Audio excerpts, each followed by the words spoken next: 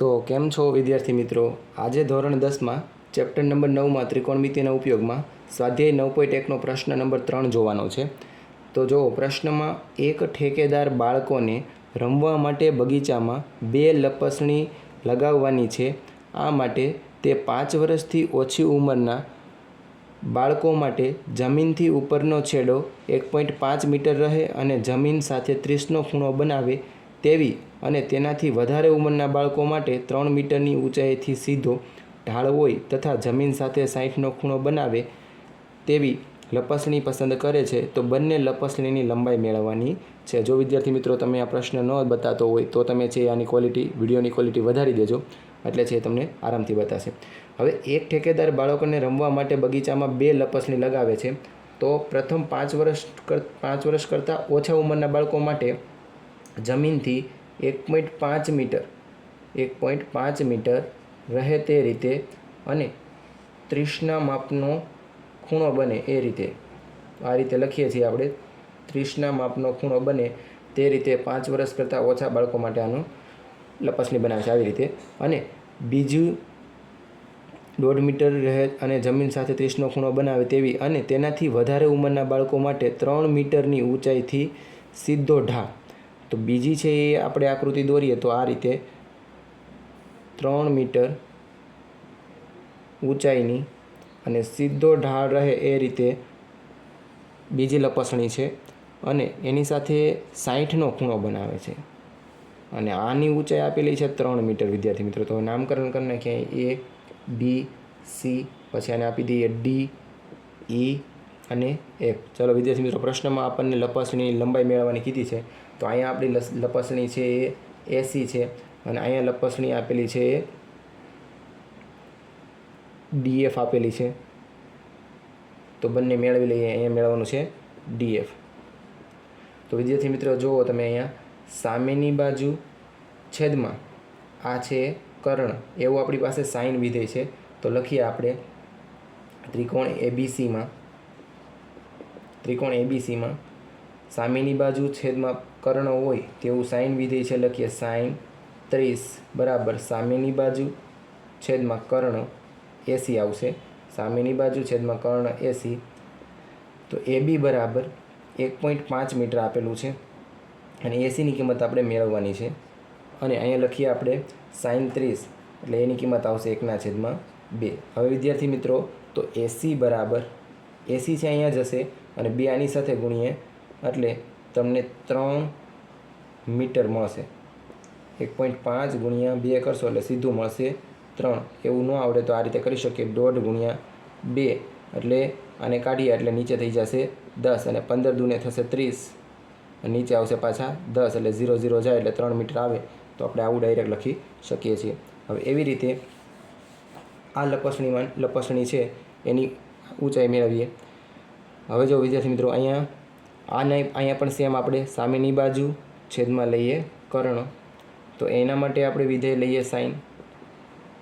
ત્રિકોણ DF તમે લખી શકો સાઇન 60 બરાબર DEના છેદમાં કર્ણ DF બરાબર DFનું માપ છે 3 અને અહીંયા આવશે DF આપણે DF તો મેળવવાનું છે અને DF છે આ છે એ આપણી પાસે નથી તો લખીએ DF અને સાઇન 60ની કિંમત આવશે વર્ગમૂળ 3/2. હવે વિદ્યાર્થી મિત્રો આને અહીંયા જવા દઈએ એટલે DF બરાબર 3, આ 2 અહીંયા જશે ગુણ્યા 2 અને વર્ગમૂળ 3 આવશે નીચે.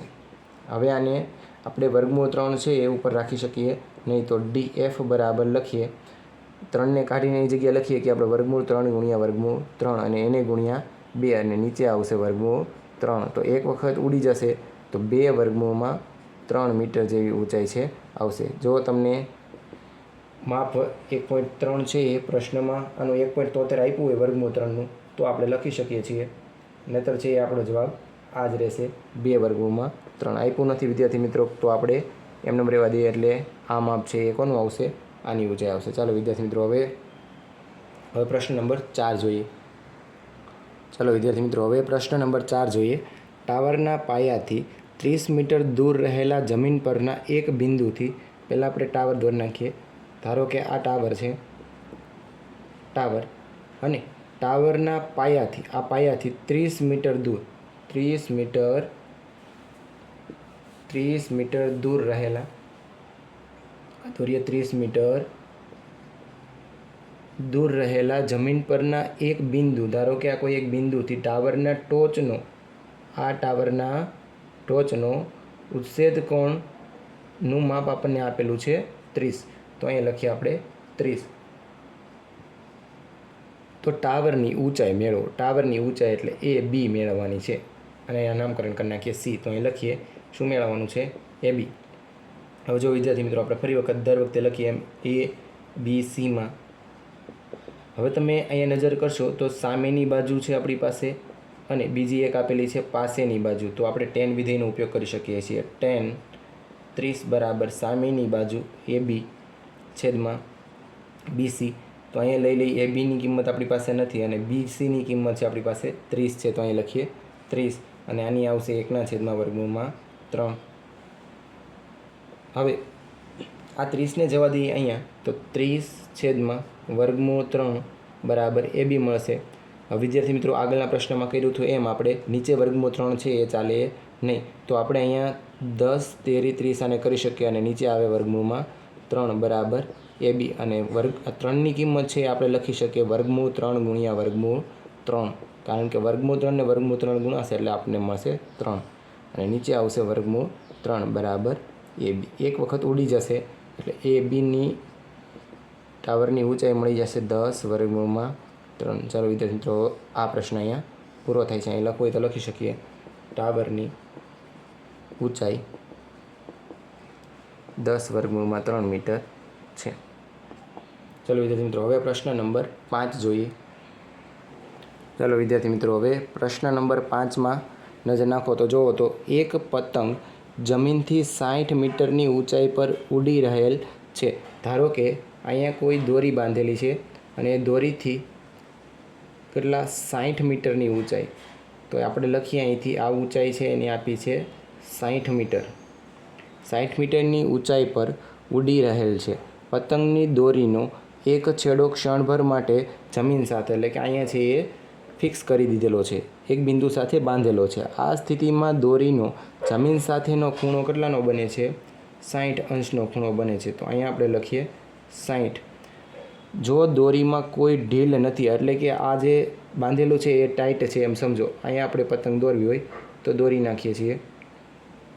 અહીંયા છે ધારો કે પતંગ છે એ ઉડી રહી છે આટલા મીટર ઊંચાઈ. તો જો દોરીમાં કોઈ ઢીલ નથી તેવું માની લેવામાં આવે તો દોરીની લંબાઈ મેળવો. એટલે આ માપ આપણે મેળવવાનું છે. નામકરણ કરીએ અહીંથી એ બી અને સી. તો વિદ્યાર્થી મિત્રો હવે આપણે મેળવવાનું છે દોરીની લંબાઈ. તો તમે નજર કરશો એટલે આપણને 60 મીટરની ઊંચાઈ પર ઉડી રહેલું છે એટલે આ માપ આપી દીધેલું છે અને આપણે આ માપ મેળવવાનું છે. એટલે એનો અર્થ એમ થયો કે સામેની બાજુ મેળવવાની છે અને આ થશે કર્ણ. તો સામેની બાજુ અને કર્ણવાળું વિધેય છે આપણી પાસે સાઇન છે. તો લખીએ ત્રિકોણ એબીસીમાં જો અહીંયા ખૂણો બી છે હંમેશા અહીંયા કાટખૂણો મળશે. મોટાભાગની આપણે આકૃતિ દોરીએ છીએ આમાં કાટખૂણા જ હશે. હવે તો જોઈએ તો અહીંયા સામેની બાજુ સાઇનવાળું વિધેય લઈએ આપણે. સાઇન 60 બરાબર સામેની બાજુ એ બી અને કર્ણ લઈએ એસી. સાઇન 60ની કિંમત આવશે √3/2 અને એ બીની કિંમત આપેલી છે 60 ને નીચે લખીએ આપણે એસી. હવે વિદ્યાર્થી મિત્રો આને અહીંયા જવા દઈએ, આને નીચે આવવા દઈએ એટલે એસી બરાબર એક જ મિનિટ વિદ્યાર્થી મિત્રો. હવે અહીંયા એસી બરાબર લખીએ આપણે એસી બરાબર 60 છેદમાં. હવે એસીને અહીંયા જવા દીધો, 60 અહીંયા આવવા દીધો, 2ને જવા દઈએ અહીંયા અને √3ને જવા દઈએ નીચે એટલે આવશે અહીંયા √3. હવે અહીંયા આપણે ગણતરી કરીએ છીએ આગળ 60. આને આપણે લખવું હોય તો 20 તેરી 60 લખી શકીએ અથવા તો 3 × 20 લખી શકીએ અને ગુણ્યા પાછા 2 છે એમ રહેવા દઈએ. એટલે અહીંયા આપણે √3 છે એ નીચે હોય એવું ચાલે નહીં. એટલે અહીંયા 3ને આપણે લખી શકીએ √3 × √3 અને આ કરી નાખીએ 20 દૂને 40 નીચે આવશે √3. તો એક વખત ઉડી જશે એટલે આપણને જવાબમાં મળશે 40 √3 મીટર. તો અહીંયા લખવું હોય તો લખી શકીએ આપણે કે દોરીની લંબાઈ 40 વર્ગમૂળમાં 3 મીટર છે. ચાલો વિદ્યાર્થી મિત્રો અહીંયા સુધી રાખીએ. હવે પ્રશ્ન નંબર 6 છે એ આગળના લેક્ચરમાં લઈને આવીશ.